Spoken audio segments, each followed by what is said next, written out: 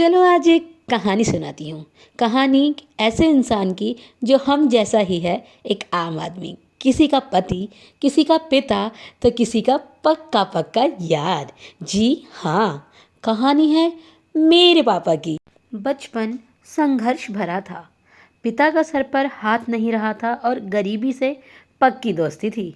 पर मुझे इस तरह जिंदगी नहीं जीनी थी। 12 साल की उम्र में घर छोड़ा था, जिम्मेदारियों को कंधे पर टांगा था। नमक और रोटी खाकर मैंने अपनों का पेट पाला था। जिंदगी मुश्किल भरी थी। जिंदगी मुश्किल भरी थी, पर मैं भी मजबूत खड़ा था। धीरे धीरे परेशानियों को मैं और मुझे परेशानियां पसंद आ रही थी। धीरे धीरे वक्त बीत रहा था।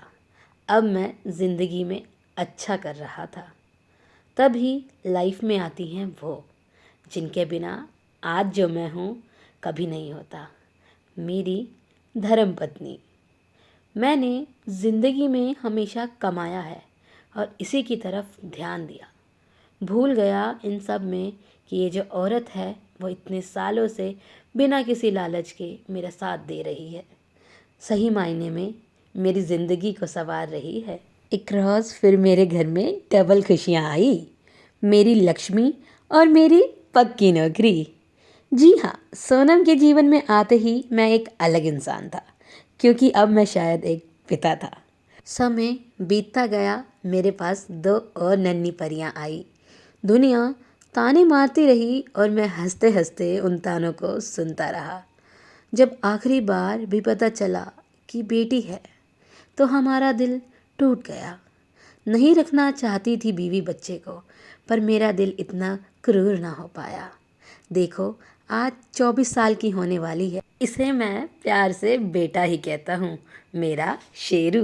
बच्चों से हमेशा खुश रहता था मैं, क्योंकि इन्होंने कभी मुझसे कुछ मांगा नहीं था। जो दिया चुपचाप रख लिया। पर अब लगता है कि इनके साथ बचपन थोड़ा और जीना था। वैसे अब मैं नाना हूँ, वो भी 3 प्यारे बच्चों का, और 2 प्यारे जमाई भी हैं। पर जमाई कहना इन्हें गलत होगा, क्योंकि ये मेरे 2 बेटे हैं। मैं अब पूरा हूँ। अब जो जीवन के इस नए अध्याय में आया हूँ, तो डर लग रहा है कि 12 साल का वो लड़का जो अपना बचपन भूल के कमाने आया था, कहीं मुझसे नाराज़ ना हो जाए। अब डर लग रहा है कि नौकरी जाने के बाद कहीं मैं गुम ना हो जाऊं। खैर, मैं तैयार हूँ इस नए अध्याय के लिए, और अब ज़्यादा से ज़्यादा समय अपने परिवार को देना चाहता हूँ। जी हाँ, मैं रिटायर हो रहा हूँ।